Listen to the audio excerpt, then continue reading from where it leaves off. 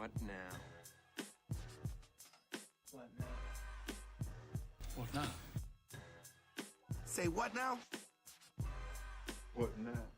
Let me tell you what now. Hello and welcome to episode number 2 of the What Now Weekly Reboot podcast. All your things geek, tech, and all the other fun stuff.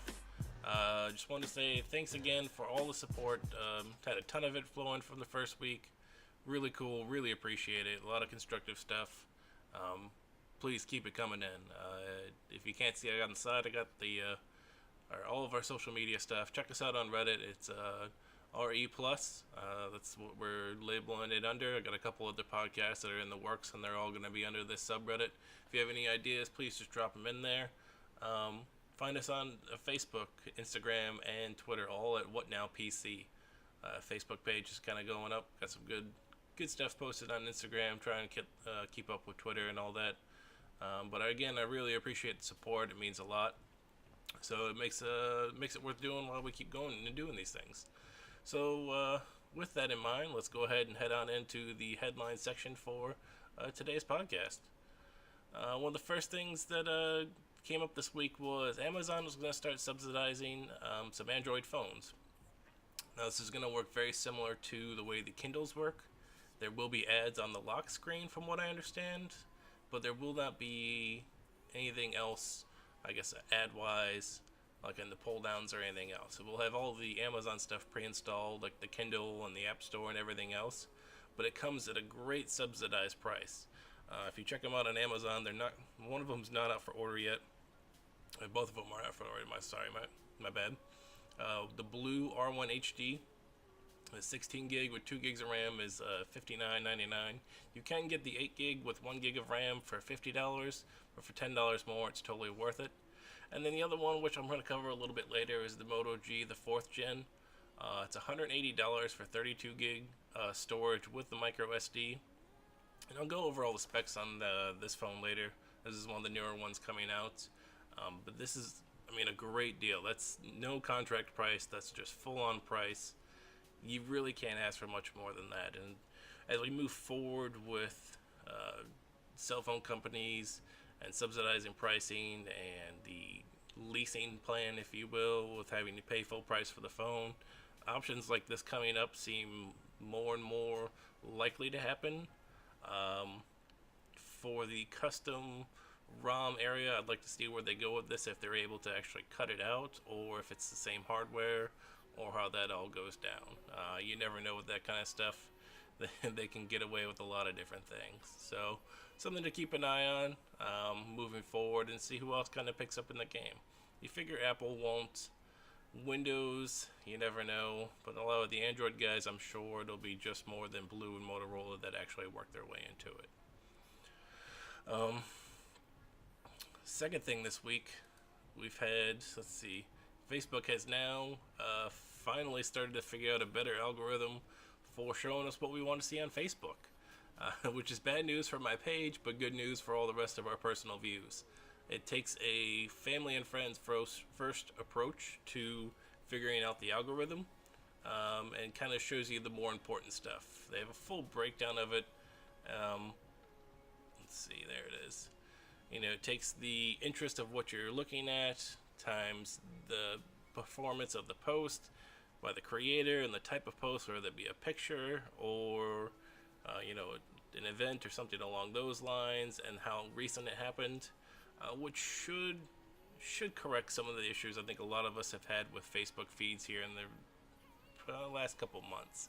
The last update was not great for it. I miss a lot of things on my friend's stuff. I get more pages shoved into my face, than if you will. So this is really nice to see them taking a step in the right direction, kind of bringing it out for all of us. Now, someone that really needs to work on some new stuff is going to be Tesla. They finally have had an accident happen with the autopilot on. It did happen last month, but they finally come out about it. Somebody had the autopilot on somewhere here in Florida, and a tractor trailer seemed to have crossed the highway, and the windshield met the side of the trailer. So the car could not detect anything with it going into, I guess it was going into the sun. The car could not detect it to apply brakes, and the driver was not paying attention. Um, this is a beta system, people. Auto driving cars are nice. It's gonna be there, but at this point, it's not there. You see all these videos of these stupid people sleeping and playing Uno and, doing everything but other than paying attention and just assuming that the car is doing everything. We are not to that point yet. We will be, but we're not to that point yet. So please just pay attention. The government is looking into this now and trying to set the regulations for the auto driving car, which is something we will have to deal with here in the near future. It's just one of those things that's going to have to happen. But if you can afford this, just pay attention to the road. It's not a hard thing to ask. I feel like it's just absolutely crazy. And last thing, we're dealing with a big group today, and I'm going to say it again, is Amazon. Amazon Prime Day is coming back. It is July 12th. They are going to be running sales up into it starting from July 5th, which is Tuesday, all the way up until the 12th. Last year was a mixed bag of not as bad to awful. There wasn't a whole lot of great things for sale, and some of them were just downright awful. Hoping this is fixed. Last year they called it the garage sale. Basically, it just ended up being, junk that nobody wanted. The sales didn't go as well as they had hoped. I think they learned their lesson this year and going to try and do a Christmas style and get more of the things that people are interested in. So if you're looking into hopefully some of their products, which I'm hoping that the Echo will be on sale, or if you're looking into some of the home automation stuff, or video games, hopefully a lot of that stuff is going to be on sale this year around. So keep an eye out for that. So like I said, the sales are going to start on the 5th and lead up until the 12th, which is actually the Prime Day. So that'll be the big one. They didn't seem to learn from Steam and do everything at once. They're trying to previous year's approach and going to lead up into it and then kind of go from there. So that's your headlines for this time around. Lots of stuff going on. Trying to keep up with it and try and give you the best ones for the week. There's so many more that happened, but in the short time that we have and all the other things we want to cover, it's kind of difficult to make sure that we got everything in there. So we'll leave it at that. Take a break. I'm going to have to edit this part of it out. Take a drink of water.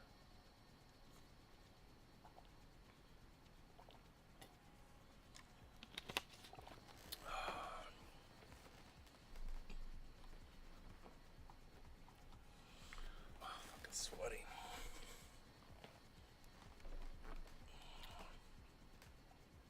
Okay.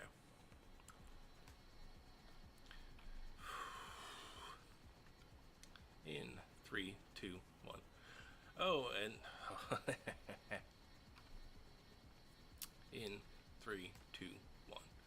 And then this week we had our season finale of Game of Thrones. One of the greatest seasons I think that we have seen ever in just about any TV series. Crazy build up, fantastic stories.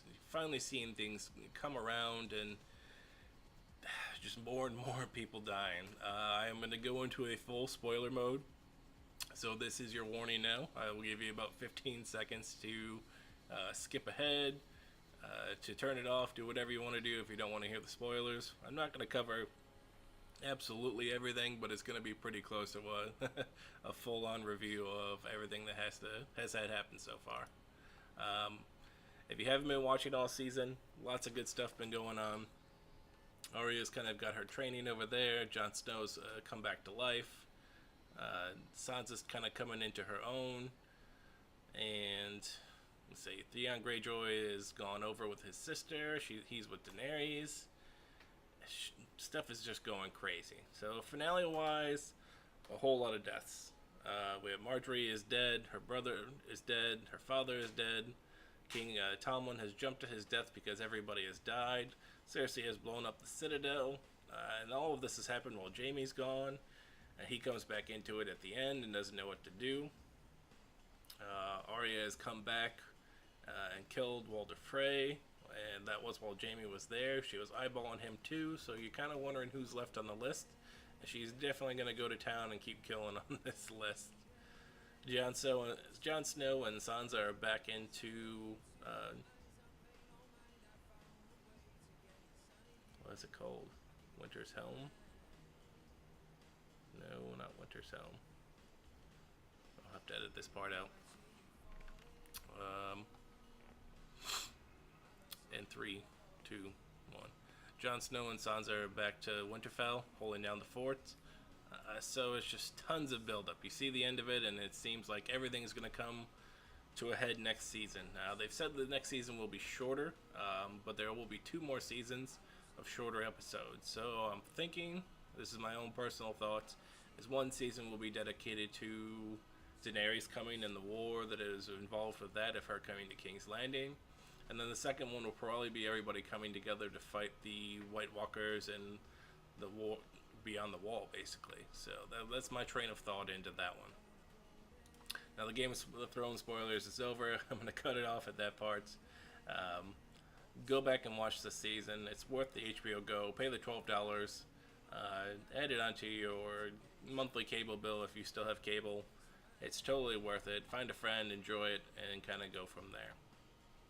Now, last week I tried to go with something a little bit different, find something different that I hadn't seen before, and give it a chance with some of the newer movies that come out. And the one that I ended up picking was called Midnight Special. It came out this year. It had Kylo Ren, I had Kristen Dunst, and a couple other people, and I really started to enjoy it. It's out on Blu-ray and DVD. It's also available on Google Play right now. It's gotten about a 7 out of 10 on IMDb, and I think it's actually gotten fresh on Rotten Tomatoes. Critics really enjoyed it. Still pretty high on the audience score there, which is not a bad thing to have. It's not a Finding Dory, if you will, or something along those lines. It's kind of a different take on a power story. A young kid, Alton, has a power and is worshipped by a cult in Texas. His father kidnaps him, basically knowing that he has to do something, and it's the story behind that. Kristen Dunst ends up being Sarah, which is his mother, and it just kind of is the journey for over a couple of days as they go and try and do what he has basically set the dates out for. So definitely a little bit of a thriller, kind of a drama. The music is dark, and the film, the cinematography is kind of dark as well. It's a little bit gritty, if you will. I really enjoyed it. It's much slower paced. It's not as action packed, and it really kind of envelops that story, and it leaves you asking a lot of questions and wanting more. I wouldn't be surprised to see if they maybe do something else with this, as they give away something pretty big in this movie, and I'm sure a lot of people are going to want an explanation for some of these things. Like I said, it's out on Blu-ray. It'll probably show up in your Redbox soon. It is available to rent on Google Play for $3.99. I'm sure it's available on iTunes as well. So I would say go check that out. I highly recommended it. So I've moved it into the movie. It's something different, and I have been neglecting to do my proper reading for quite a while now. So I went to the bookstore to kind of see what was out there. I don't use a Kindle. It hurts my eyes. So I wanted an actual physical copy of a book. And the first one that they highly recommended to me was The Fireman by Joe Hill. Now, I knew of Joe Hill. I'd heard of Joe Hill before, and I'd seen some of his stuff. And for those who don't know, Joe Hill is the son of Stephen King. And it is kind of obvious in his writing. It's very similar in style. I like the way that it goes. The stories and the locations, a lot of Massachusetts and New England area, especially in this story where it picks up, is right in that area. It's kind of standard for them, but the story is still great so far. I have not finished it. I've only been reading it about a week, but I'm really enjoying it.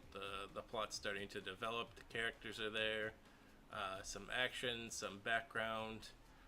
I would highly recommend it. It's getting good reviews on the Goodreads so far.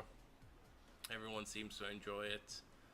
He's done other books, which is like Horns. You've probably seen the movie that had Daniel Radcliffe in it. He's done a lot of short stories and collections.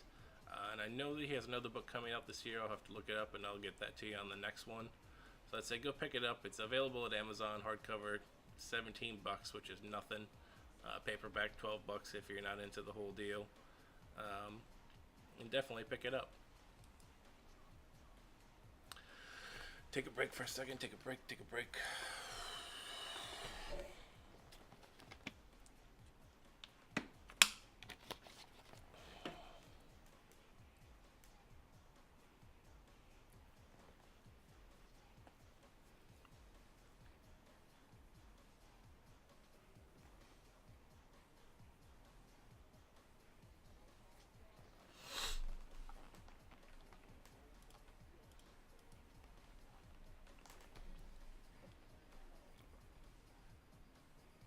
Okay, and 3, 2, 1. So with the movie and books, I've kind of neglected a little bit of expanding upon my Steam sale games that I have, which is not uncommon, I think, for anybody that has a Steam installed on their computer and uses it on a regular basis. We all have a ton of games that we have bought and sales, and with the summer sale still going, buying games and they're stacking up. So I really tried to dig in this week and play something that I had not played, put Overwatch down for a little bit, even though competitive play is out, and just to see what I had spent my money on, and things that I heard good things about, but I had not actually played up until this point. One of the big ones that I wanted to give a shot was Ark. I heard a lot of good things about this game. They had a little piece at the PC gaming part on E3. The guy and his wife came out, the creators of it, and kind of talked a little bit about it. So it looked really great. The fun concept of survival in a Jurassic-like period with some technology, but a survivalist first-person shooter game. Now, when I say survivalist, it is true survivalist. You start into the world naked with no tools, and the first thing it tells you is you're cold and you're hungry. So you need to find shelter, you need to start collecting food. No tutorial really, they just kind of throw you into the world and let you go. So I will give you this tutorial. When in doubt, keep pressing the E key. E is your gathering skill, if you will, and you can see the hand reaching out. Rocks and stones, all the bushes have berries which you can then use to start eating so you're not always hungry. Once you have the stones and the start picking up wood as well, you can start making weapons once you level and then start moving on and forward. It takes quite a while. This is not a fast run game. This is not a World of Warcraft starting area and throw on your heirloom gear and go. This is a real survival game. I've enjoyed it. It is difficult. It is not for the faint at heart. It's not going to be the easy game to pick up. And that's why I've enjoyed it, I think, so far. I've gone back to Overwatch with competitive play, but I will be back to this because I've actually enjoyed it. A ton of good stuff out there. Really supported. This is their full wiki page. Wouldn't be surprised to see the add-ons and patches and the add-ons that the community will come up with on their own. There's a ton of room for some cool ideas with games and graphics and different things along those lines. We've seen it all in Skyrim. I don't see how this is going to be any different. It's really going to get things moving along that way. So I'm pretty happy with that. I've started using something that I paid for in the Steam sale. Steam sale is still running. It'll run until the 4th. So you have time all through the weekend. If you hear this before or after that, I apologize. Steam sale might be over by the time you actually listen to this one. But if it's not, definitely go and check it out. It's totally worth it. So the last piece that I wanted to wrap up with, I wrapped up with the Moto Z last time and the Samsung 360. So I'm going to try and do the same thing here now. I'm going to wrap it up with a phone and a future piece of technology. So the last phone I read was the Moto Z. This one I'm going to go with the Moto G with the 4th gen, which is what we talked about earlier. Amazon's going to be running it with the ads on the lock screen, similar to the Kindles, but you can also buy it straight up from Motorola. It's going to be more expensive. Amazon's going to discounting that price for you with it having the ads on there by $50. But for $200, you get a great entry-level phone for everyday use. You can run, I think it's $100. It comes with a fingerprint scanner, and water resistant, turbocharging, the whole deal. It does have the SD card, so it can be expanded. You can have anywhere from 16 to 64 gig hard drives available for them. It's got a pretty decent camera, which is what most people use it for nowadays anyway. 2 gigs of RAM, so it's a little shy, but I've used the Moto X, which has 3, so it's not too bad. You shouldn't really have any issues with that. It is also available on the Moto Maker, so you can actually change the colors. I'll show you the pre-order here. I'll load that up. So you can see the model. You can actually change it and do the 2 gig or 4 gig of RAM with 64 storage. So we're still only looking at $299, which is great. You can change the color for the front. The back's pretty good. You can change it up every kind of color you can think of there. Craziness, engravings, the whole deal. So for $300 and a non-contract phone that's going to give you good 4G, it's going to be supported on AT&T, Verizon, T-Mobile, any of them. I'm not sure about global, but I wouldn't be surprised. You can't beat that for $299, $300 basically, and that's without a contract, so you don't got to keep pressing forward with that. So I would say definitely check it out. I know I've done 2 Motorola's the last times. That's just the 2 recent ones that are either coming out or have kind of just come out. So don't worry, it won't be Motorola all the time. These are just 2 of the bigger ones that have been coming out. On a closing note, this is the last piece I'll talk about, and I'm not sure how I feel about this, and maybe you guys can send me some feedback. Apple has been granted the patent for a phone camera disabling device, and I'm not sure how this works. I mean, they're not going to explain how it works, obviously, for people to go around it, but it seems to show like a concert or something that is basically disabled an iPhone from being able to record or to take a picture, and they haven't really gone into the specifics of this yet. Is this only going to be an iOS thing? Is it able to block Android and Windows phones, or what about the new electronic cameras? They haven't really gone into what it will work on and why that it should be that way. If you're at a concert, you're taking pictures with your friends and doing that kind of thing, they've disabled you from that. Or if you are a pirate and you're trying to record the entire thing and sell it online, they've put everybody on the same spectrum. I'm not sure I agree with that, but I don't know the full potential and the motivations behind it. But then this also goes back into something we talked about last week, where the Democrats sat in at the House, but the cameras were turned away, so they were able to use Periscope and Twitter and Facebook and all those things to show the outside world what was going on. Now, if something like this was installed inside the Senate and the House, it would just totally block it, and that's the part that scares me. I think is there are places where you would want this, but at the same time, how much freedom do we want to take away from all of that? So, something to think about. And if you have any comments on that, let me know on that one. That one's kind of more recent. It's just happened here in the last couple of days that we've seen that come out. So again, I appreciate all the support. Continue to find me. I'm posting it up. It's now available on iTunes and Google Music. All your favorite podcasting apps should show up. All of these will be posted to YouTube if you do want to see the videos. And please, again, support us on the social media. Hit us up on Facebook, Twitter, Instagram. Check out our subreddit, which is the RE+.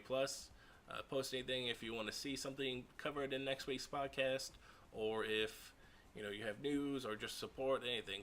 Stop on over, hit us up, let us know, and I would really appreciate it. So until next time, guys, take it easy.